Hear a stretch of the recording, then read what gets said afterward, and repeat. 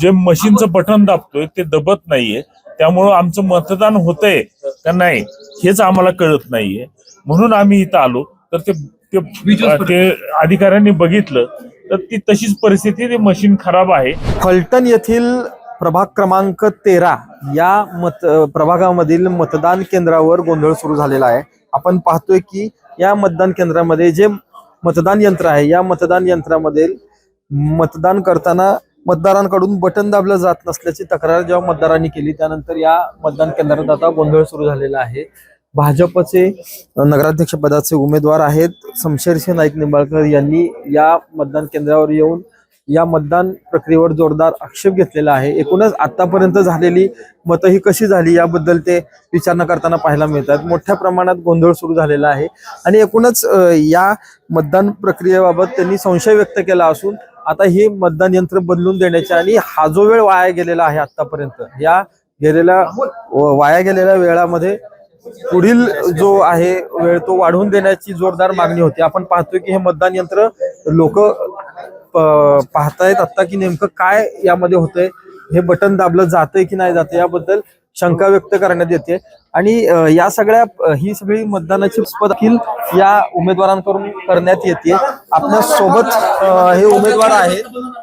दादा काय एक मिनिट काय सांगाल, काय नेमकी काय प्रॉब्लेम झाले, काय समस्या? बाहेर घ्या दादा एक मिनिट. इंजिनियर नको म्हणा, इंजिनियर आणायला लावला. तुम्ही एकूणच या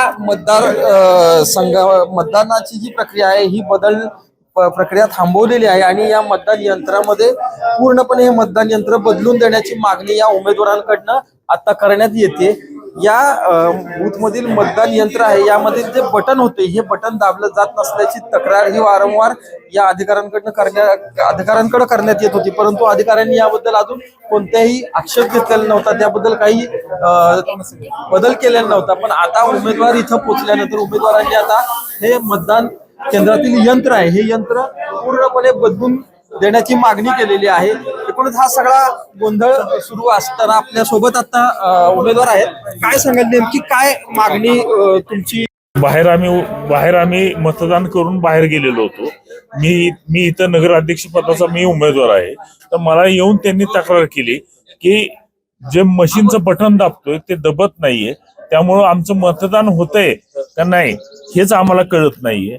म्हणून आम्ही इथं आलो. तर ते अधिकाऱ्यांनी बघितलं तर ती तशीच परिस्थिती, ते मशीन खराब आहे आणि ते मशीन खराब मशीन बदलण्यासाठी आम्ही त्यांना रिक्वेस्ट केलेली आहे. तर आता बघू काय करतायत. आता जो हा वेळ वाया गेलाय हा वाढवून देण्याबद्दल तुम्ही काय मागणी केली? त्यांना आता रिक्वेस्ट केलेली आहे. ते म्हणतायत की आम्ही 2 तास 1 तास 2 तास वाया गेलेले आहेत, ते 2 तास आम्ही वाढवून देण्याचा प्रयत्न करतो. एकूणच या सगळ्या प्रक्रियेमध्ये जे मतदान केंद्रामध्ये गोंधळ झाला यानंतर या मतदानाच्या वेळेमध्ये बदल करण्याची आणि हे मतदान यंत्र बदलण्याची मागणी देखील या उमेदवारांकडून करण्यात येते.